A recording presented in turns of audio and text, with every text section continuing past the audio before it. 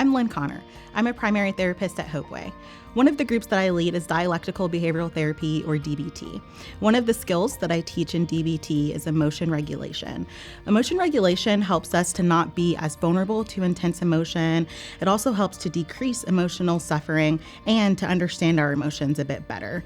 One of the skills that I love the most in emotion regulation is called opposite action.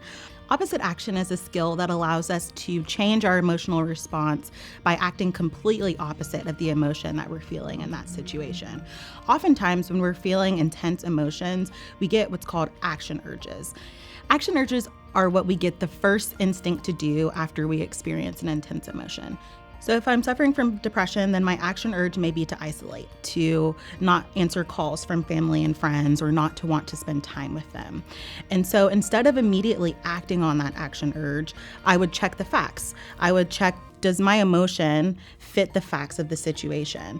It does absolutely make sense that I would want to isolate if I'm feeling depressed, but at the same time, would acting on those emotions serve me or help with my depression?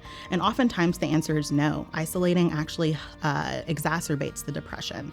And so if I recognize by checking the facts that my action urge, that acting on my action urge is either not going to serve me or does not fit the facts of the situation, then I act completely opposite of my action urge. So instead of isolating, I reach out to family and friends, or I decide to socialize or go to that event that my sister or brother has been inviting me to.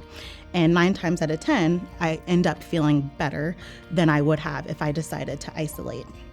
You can use this opposite action skill for several different emotions, not just depression. You can also use it for anger and sadness and shame.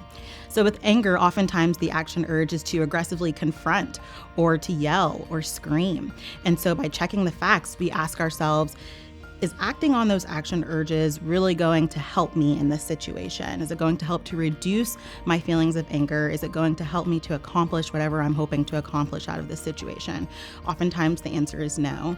And so then being able to act completely opposite by gently approaching or walking away in that type of a situation. We all experience intense emotions, and opposite action allows us to pause and really think before we act on action urges, and oftentimes can result in better outcomes for us overall.